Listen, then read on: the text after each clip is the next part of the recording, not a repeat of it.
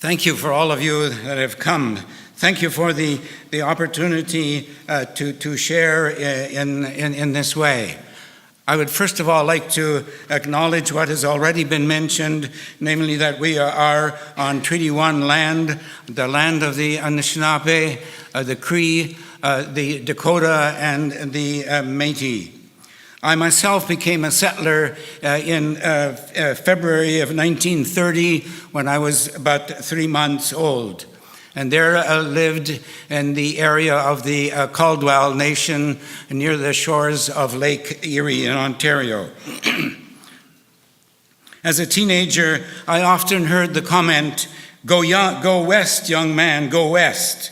So in 1949 to 52, it took me here to CMBC on 515 Wellington Crescent. My parents were very much in favor of this move. Wonderful years were spent at CMBC. I fully enjoyed the fellowship, the learning and so forth. But I also realized for some time already that academically I didn't have anything to brag about. But I knew who I was. I was one that was redeemed by the grace of God. And so we carried on. In the second year of CMBC, I took note of a young gal by the name of Elna. She attended only 1 year at CMBC and then came to this building to the Teachers College and trained as a teacher. This relationship really gripped me somewhat like an octopus. She wanted to go north and teach, whereas I had always said never a teacher.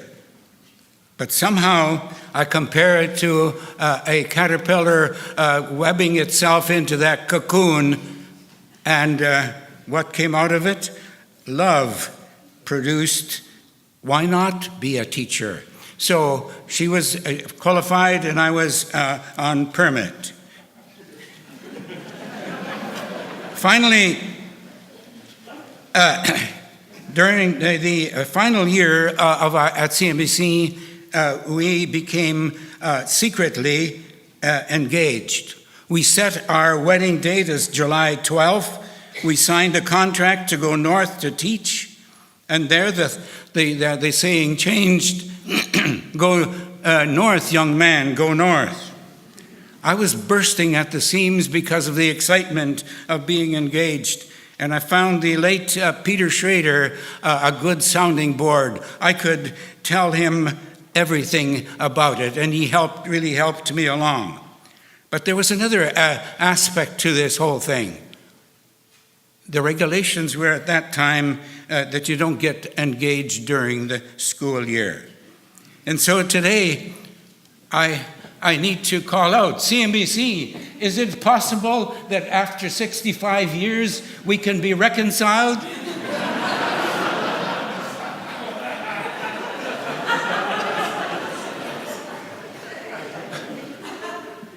Their hearing isn't any better than mine. So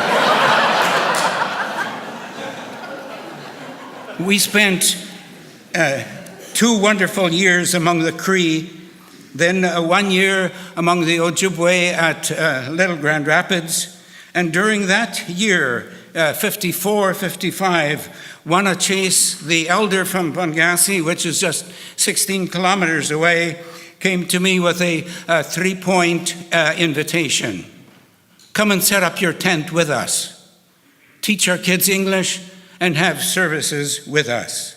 In other words, build us a bridge to the outside world.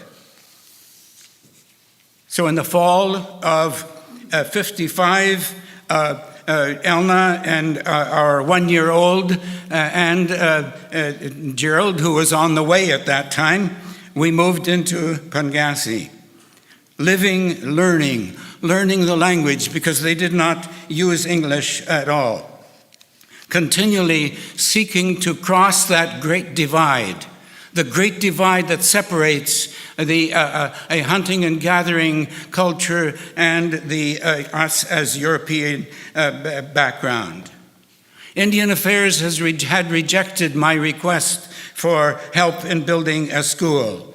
They simply said, look, we've got a 10-year policy going, keep your fingers out of there.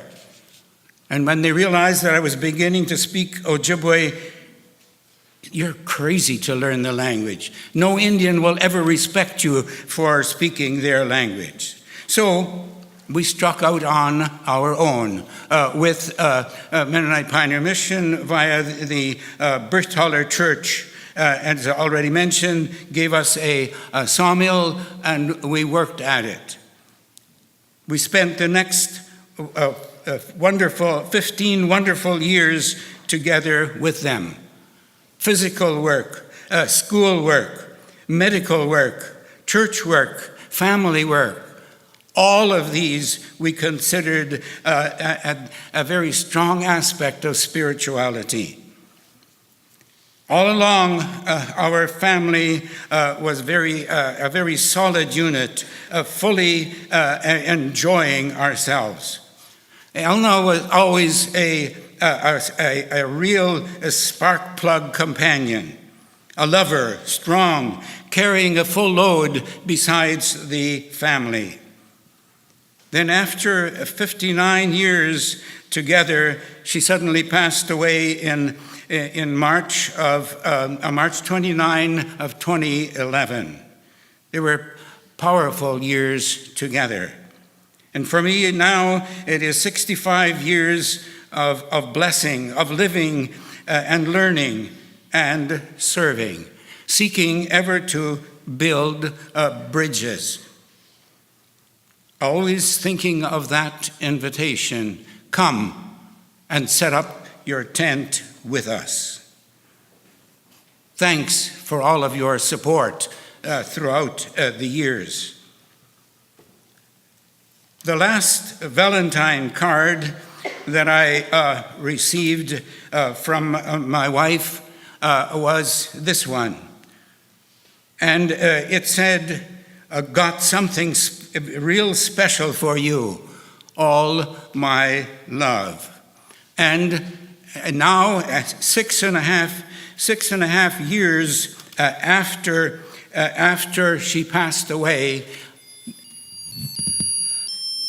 it is still singing that tune of love and support.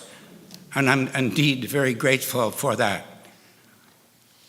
As an honor for all that, all that she has meant, I would like to, in memory of all that she has meant, I would like to sing the honor song that I sang at her funeral.